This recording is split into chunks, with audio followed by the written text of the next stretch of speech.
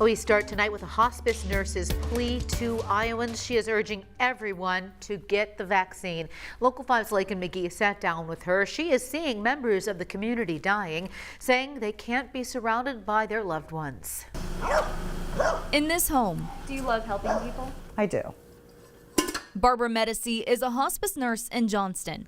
She spent the entirety of 2020 away from her 5 daughters and 11 grandchildren. It's my baby.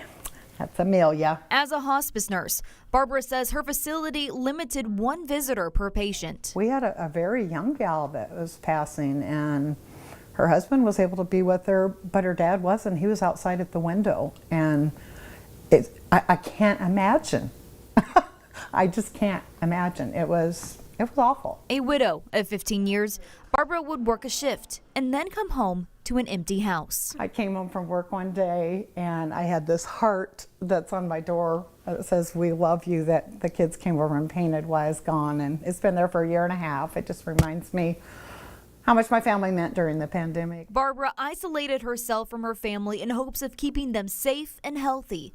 She would look at family photos to pass the time, and every now and then would see her grandkids playing in the yard. And I'd have to stand on the other side of the fence because the kids were so little, they'd afraid they'd run up to me and not know better. On top of missing her family, the thought of us having to go through another year like what we did, and it's preventable, it's just like, come on, people. As the number of positive cases continues to rise, so does Barbara's frustrations. I can't imagine the people that were dying of COVID alone, and the nurses that had to sit at their bedside with them because their family couldn't be there. It's just, I don't know if people think we're making this stuff up. You know, it's just, I don't know what has to happen to convince people that vaccine is the only way out of this.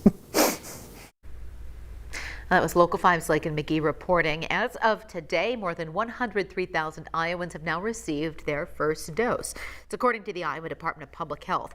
1.5 million Iowans have now been fully vaccinated.